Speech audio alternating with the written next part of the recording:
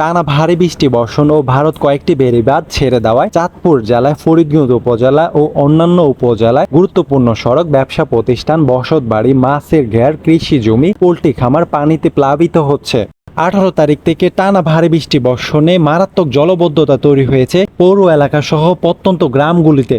বিভিন্ন স্থানে বড় বড় গাছগুলি ভেঙে পড়ায় লাখো মানুষ বিদ্যুৎ থেকে বিচ্ছিন্ন হয়ে পড়েছে এবং বিশুদ্ধ পানির মারাত্মক সংকট দেখা দিয়েছে, যার দরুন পানিবাহিত বিভিন্ন রোগের আশঙ্কায় রয়েছে এই জেলার মানুষ। পানি বৃদ্ধির কারণে বিপাকে পড়েছে নিম্ন আয়ের মানুষ ও মৎস্যচাষীরা। তাছাড়া নিত্য প্রয়োজনীয় জিনিসপত্রের দাম যেভাবে হৈ হৈ করে বাড়ছে, এই অঞ্চলের মানুষের দুর্ভোগের আর শেষ নেই। আপনারা ইতিমধ্যে জানেন ফেনী, নোয়াখালী, লক্ষ্মীপুর বন্যায় প্লাবিত হয়েছে। তাদের পাশে দাঁড়ানোর জন্য প্রত্যেককেই অনুরোধ করছি। চাঁদপুরে যেই হারে পানি বৃদ্ধি পাচ্ছে, আর মাত্র 1 থেকে 1.5 ফুট যদি পানি বৃদ্ধি পায় তাহলে বন্যা মারাত্মক আকার ধারণ করবে এই চাঁদপুর জেলার মধ্যে। আমরা চাঁদপুরবাসী আপনাদের প্রত্যেকের কাছ থেকে দোয়া চাচ্ছি। চাঁদপুরবাসী ও অন্যান্য জেলাবাসীর জন্য আপনারা মন থেকে দোয়া করবেন এবং ভিডিওটি বেশি বেশি শেয়ার করে দিবেন। আরো একটি গুরুত্বপূর্ণ বিষয়, এই মুহূর্তে মানবিক কাজে যারা এগিয়ে আসতেছেন তাদেরকে আমরা একটু সহযোগিতা করি এবং প্রত্যেকের জায়গা থেকে তাদেরকে একটু উৎসাহিত করি।